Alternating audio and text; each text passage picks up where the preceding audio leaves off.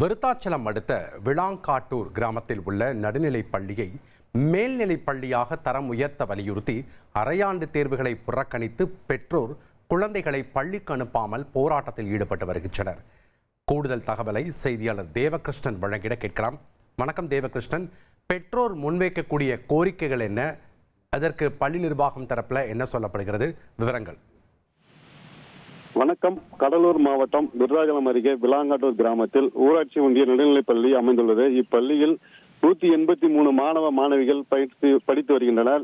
இதில் தலைமை ஆசிரியர் உட்பட 6 ஆசிரியர்கள் பணியாற்றி வருகின்றனர். இந்த நிலையில இப்பள்ளியில் படிக்கும் மாணவர்கள் பெற்றோர்கள் நடுநிலைப் பள்ளியை மேல்நிலைப் பள்ளியாக தரம் உயர்த்த வேண்டும் என கடந்த 2017ஆம் ஆண்டு வீட்டுக்கு வீடு 300 ரூபாய் வீதம் வரி வசூல் செய்து 1 லட்சம் ரூபாயை மாவட்ட முதன்மை கல்வி அலுவலரிடம் வழங்கியுள்ளனர்.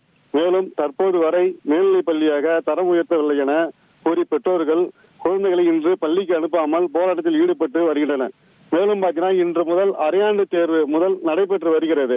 இதில் பார்த்தீங்கன்னா ஒரு மாணவர் மட்டுமே தற்போது அரையாண்டு தேர்வு பரீட்சை எழுதி வருகிறார். தனது குழந்தைகளை பள்ளிக்கு அனுப்பாமல் போராட்டத்தில் ஈடுபட்டு வரும் சம்பவம் அப்பகுதியில் பரபரப்பை ஏற்படுத்தி வருகிறது. சம்பவத்தில் பார்த்தீங்கன்னா பள்ளி கல்வித்துறை அதிகாரி வந்துட்டு பெற்றோர்களிடம் பேச்சுவார்த்தை நடைபெற்று வருகிறது. நன்றி தேவகிருஷ்ணன், உங்களுடைய விவரங்களுக்கு.